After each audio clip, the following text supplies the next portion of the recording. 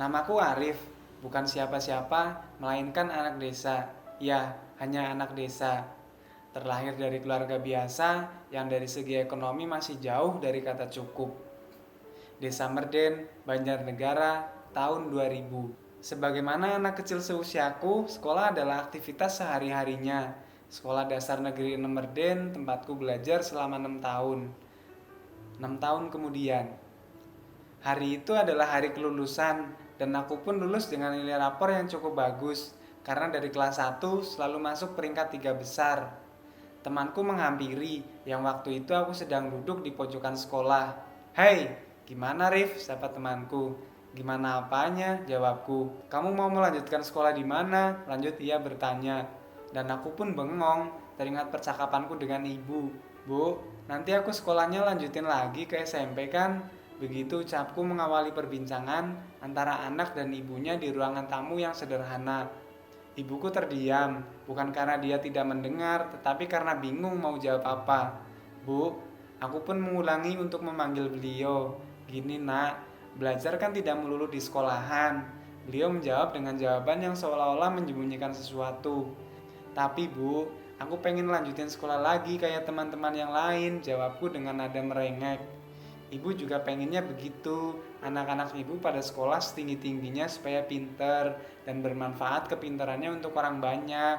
Tapi gimana lagi, adik kamu juga mau kenaikan kelas dan barengan juga dengan acara selamatan 1000 hari meninggalnya bapak kamu. Ibu nggak punya cukup uang untuk bisa terwujud semuanya nak. Sejenak suasana sunyi.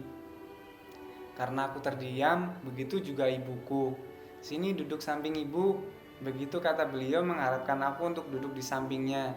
Dan aku pun nurut, lalu duduk di samping beliau.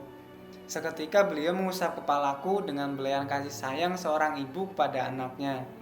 "Anakku yang ganteng, maafin ibu ya. Untuk kali ini kamu harus mengalah lagi demi kebaikan kita semua. Tetap semangat, ibu percaya suatu saat nanti kamu akan jadi orang hebat, biarpun tidak mengenyam bangku pendidikan yang tinggi." Begitu kata beliau dalam melanjutkan nasihat terhadapku kala itu. "Woi Rif, ditanya kepala bengong," kata temanku sambil melambaikan tangan. "Kayaknya aku nggak lanjutin sekolah lagi, Met." "Ya, Slamet adalah nama temanku." "Ya, kamu mah gitu. Nggak jadi bareng lagi dong kita sekolahnya. Dan duduk sebelahan lagi kayak kita selama ini. Dari TK sampai lulus SD." "Nggak apa-apa lah, kan nanti ketemu teman baru di sana." "Nah terus, kalau nggak sekolah lagi kamu mau ngapain Rif di rumah?" Begitu tanya Slamet melanjutkan obrolan kita di pojokan sekolah. "Paling kayak biasanya Met, bantu-bantu ibu ngurus ladang peninggalan bapak," begitu jawabku. "Ya udah, sekarang kita main bola aja yuk," Slamet mengajakku karena dia datang juga sambil pegangin bola tendang. "Hayu, siapa takut?" sautku sambil merebut bola yang lagi dipegangnya dan langsung lari menuju halaman sekolah. Kita berdua main bola sampai menjelang sore. Di pagi hari yang cerah dan cukup dingin, ya dingin, karena aku tinggal di desa yang masih asri, belum tercemar polusi layaknya kota-kota besar di luar sana. Pagi itu aku udah mulai tidak sekolah seperti biasa pagi hari ketika aku libur, yaitu bantu ibu ngurus ladang peninggalan almarhum bapak.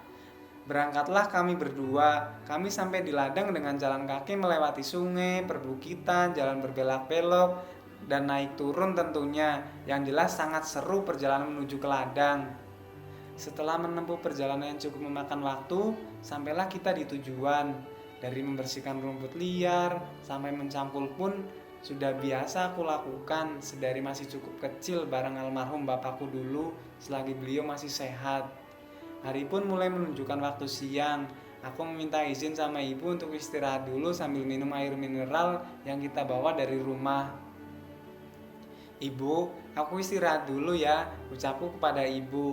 "Iya nak, itu bekal kita tadi ada di sana di bawah pohon," saut ibuku. Berjalanlah aku ke tempat tersebut, ku ambil sebotol air mineral dan aku minum. Duduklah aku di bawah pohon sembari istirahat sejenak untuk melepaskan lelah. Dan kondisi seperti itu memang paling pas untuk menghayal. Andai saja aku lanjutin sekolah lagi, kayaknya seneng. Pagi-pagi bukan di ladang tetapi lagi siap-siap untuk berangkat sekolah. Dari menyiapkan buku pelajaran, sarapan, memakai sepatu, dan siaplah berangkat sekolah. Memakai sepatu belum selesai, ibuku memanggil. Mungkin mau ngasih uang saku dalam pikirku. Iya, bentar ibu, masih pakai sepatu nih, belum beres. Suara ibuku memanggil pun terus terdengar. Arif, Rif, Arif. Begitu ibuku memanggil, seketika aku pun kaget yang saat itu sedang duduk sambil sandaran di bawah pohon mendengar ibu memanggil. Ya, kenapa ibu? Begitu sahutku yang tersadar dari hayalan. Ibuku menjawab, nanti kalau kesini air minumnya dibawa ya. Oh iya ibu, bentar ya, sahutku sambil mencari botol minum dan aku bergegas menghampiri ibu. Ini bu, air minumnya, sambil aku menyodorkan kepadanya. Ibuku menerima dan menjawab terima kasih. Kami pun melanjutkan pekerjaan tersebut sampai hari menunjukkan waktu sore, lalu kami pulang. Begitulah aktivitas selama kurang lebih 3 tahun ke depan.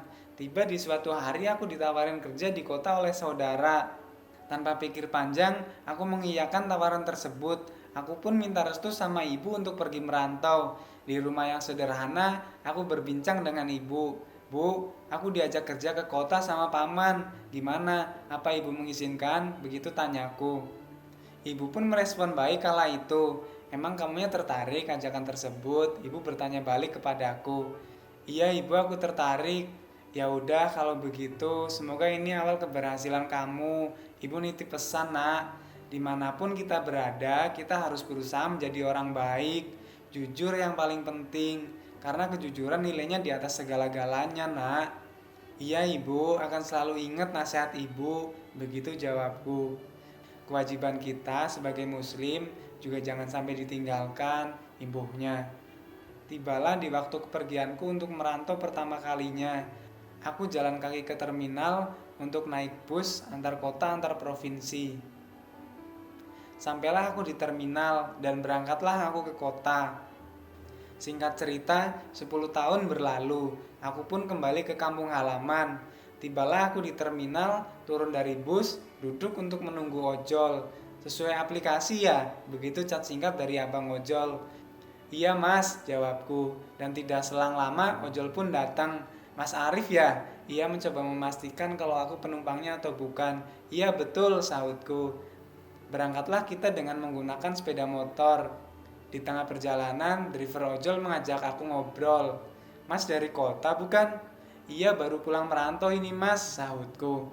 Kami pun terus melaju menuju ke rumah. Dan sudah dekatlah ke rumah, aku pun menunjukkan arah. Mas, di depan belok kiri ya. Oke, mas ojol menjawabnya.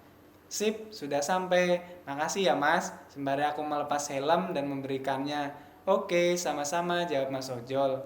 Sebelum pergi, beliau mengingatkan aku untuk jangan lupa memberi bintang 5. Kenapa bintang 5 ya? Padahal aku mau kasih bintang 7. Mas ojolnya ketawa sambil berkata, jangan mas, itu mau obat sakit kepala. Aku pun memberikan senyuman. Lalu ojol pergi, aku mengetuk pintu sambil mengucapkan salam. Assalamualaikum. Aku ketuk lagi dan mengucapkan assalamualaikum yang kedua kalinya. Terdengarlah sahutan salam dari dalam rumah, suara yang tidak asing di telingaku. Ya, betul, itu adalah suara ibuku tercinta. Waalaikumsalam, siapa ya? Kata wanita terhebat di hidupku. Tidak lama pintu pun dibuka dan kita saling melihat satu sama lain. Lalu aku menjabat tangan beliau sambil menciumnya.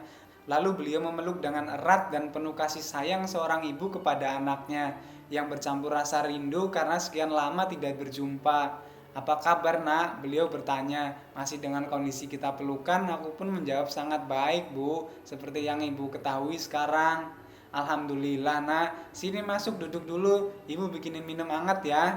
Iya ibu, makasih banyak. Oh iya, Amir di mana? Tanyaku. Amir adalah adik laki-laki aku, usia kita hanya beda 3 tahun. Lalu ibu pergi ke dapur sambil bilang, Mir, kakak kamu pulang nih. Iya bu, sahut Amir dari dalam kamar, lalu menghampiri kakaknya yang baru sampai. Saling sapalah mereka berdua dan berjabat tangan. Apa kabar? Tanyaku. Baik mas, jawab Amir.